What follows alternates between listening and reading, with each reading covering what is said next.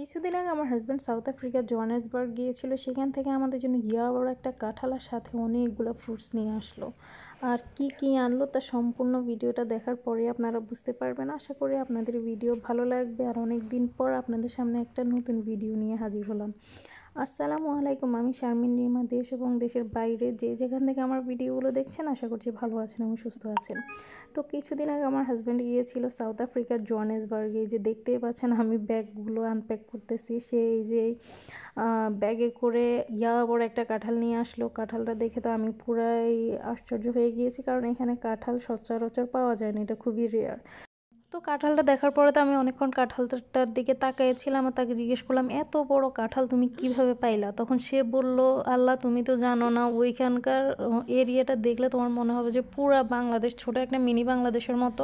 ওইখানে কি না আছে। এই যে সে আমাদের জন্য নিয়ে আসলো গ্যান্ডারির রস, এরপরে যে কাঁচা খেজুর, সাথে ছিল পেয়ারা, আম, এরপরে আরও বিভিন্ন ধরনের সবজি, যেখানে কয়েক রকমের সবজি ছিল। আর সাথে সে কিছু স্ন্যাক্স নিয়ে আসলো, যেগুলো আমরা বাংলাদেশে আসলে পাওয়া যায় ইজিলি। আর এখানে বড় এক বক্স খেজুর।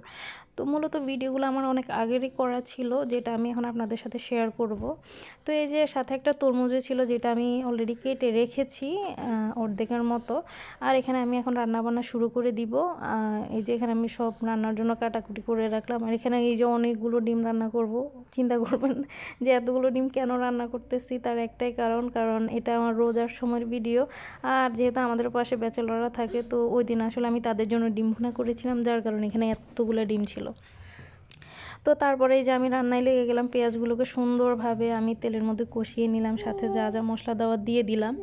তো রান্নাবান্না এইভাবে শুরু করলাম। আসলে আমরা দেশের বাইরে থাকলে কী হয়েছে, আমাদের সবসময় বাংলাদেশের প্রতি একটা টান থাকে বা টান আমরা অনুভব করি।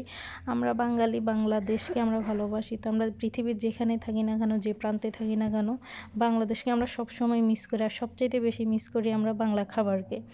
তো যার জন্য এই যে কাঁঠাল বলেন, গ্যান্ডারির রসটা আমার খুবই পছন্দ। আর আমি যখন গ্যান্ডারির রসটা দেখলাম, সত্যি কথা বলতে আমি ওইটা দেখে অনেক বেশি খুশি হয়েছিলাম, কারণ গ্যান্ডারি আমি অনেক বেশি পছন্দ করি। আমার হাজব্যান্ড বললো সে নাকি দাঁড়িয়ে থেকে গ্যান্ডারি কিনে তারপর ওইখান থেকে রস করে নিয়ে আসছে, যেটা আমি শুনে খুবই খুশি হয়েছি।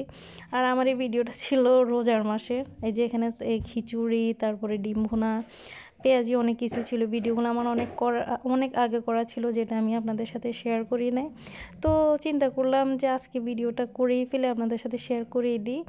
তো এই ছিল আমার আজকের ভিডিও। অনেক দিন আমি ভিডিও দিই না। আপনারা আমার চ্যানেলে যারা একটু ভিজিট করবেন, দেখবেন আমি মেবি মানে 2 মাস না 3 মাস আগে ভিডিও দিয়েছি, আমার মনে নাই। এর মধ্যে আমি কোনো ভিডিও দিই নাই। তো সবাই ভালো থাকবেন, সুস্থ থাকবেন, আমার চ্যানেলটি সাবস্ক্রাইব করবেন। Thank you.